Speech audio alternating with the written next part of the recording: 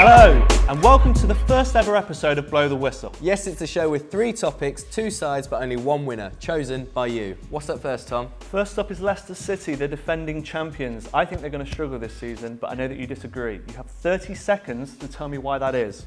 What I would like to know is when we're all going to accept this Leicester story is no fluke. We're talking about a team who won the title by 10 clear points last season. They've only lost Kante from their squad, and in the likes of Musa, Mendy, if anything, they've strengthened.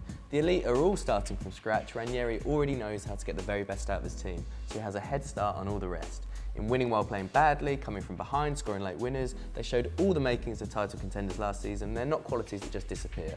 Last summer didn't interrupt them, neither will this, and all the people like you who wrote them off will be left looking stupid once again.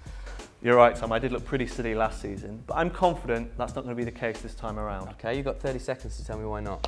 Okay, well the circumstances are completely different. Leicester won the league last year, they had no injuries and no competition. This year they've got a Champions League campaign to navigate. They've also got the might of City and United under Guardiola and Mourinho to combat. I think they're really going to struggle. The signings you mentioned, I think Mendy will be a good player, but is he going to be the best midfielder in the Premier League like Kante was last year?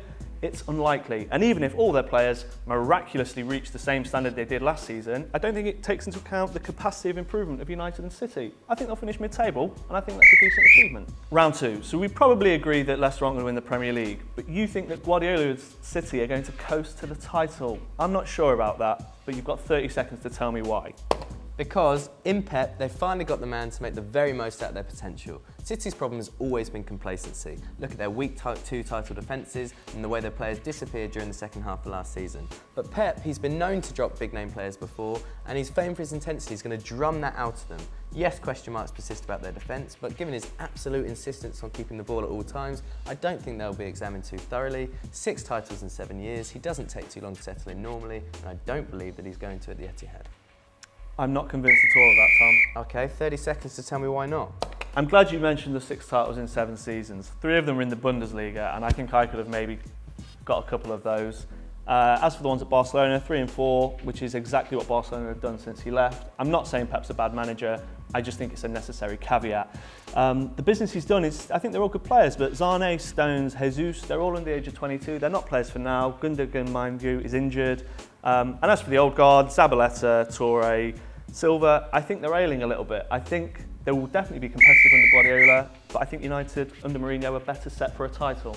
Right, on to the third and final round. Tom, we're talking about Liverpool. Can Jurgen Klopp return the Reds to the top 4 this season? I wouldn't have thought so. Klopp's time at Liverpool, I would say, has been an exercise in PR. He's charmed the board, he's charmed the supporters, but he hasn't actually won anything. The summer business, the keeper's injured, which is a massive blow, and I don't think anybody had Wijnaldum in mind when we knew that he was going to mould the squad how he wanted to this summer. Liverpool's average league finish for the last 7 years is 6th. Klopp has finished 7th and 8th in his last 2 years in management. I think it'll probably be the same again. There's nothing that I see in them that makes me think they'll go to the top 4. You genuinely think that they can? I do, yes. I don't think you need 30 seconds, but I'll give them to you anyway.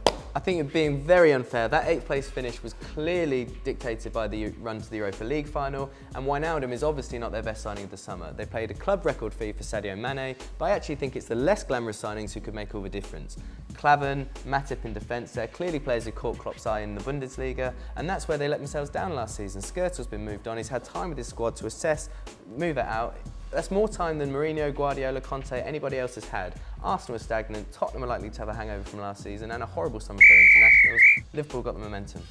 You're out of time, Tom. I'm not convinced, but it's not actually up to me, it's down to you. You've heard the points, you've heard the arguments. What happens now, Tom? Now you need to let us know who you think came out on top in all 3 debates in the comments section below. So let us know there, along with your reasons why, and we'll be giving £10 free bets to the very best ones. Yep, we're looking forward to reading and replying to all of them, and we're going to do this all over again next week, so we'll see you then. Thanks for watching Blow the Whistle. We hope you enjoyed it. And if you did, then make sure you subscribe here to watch next week's episode.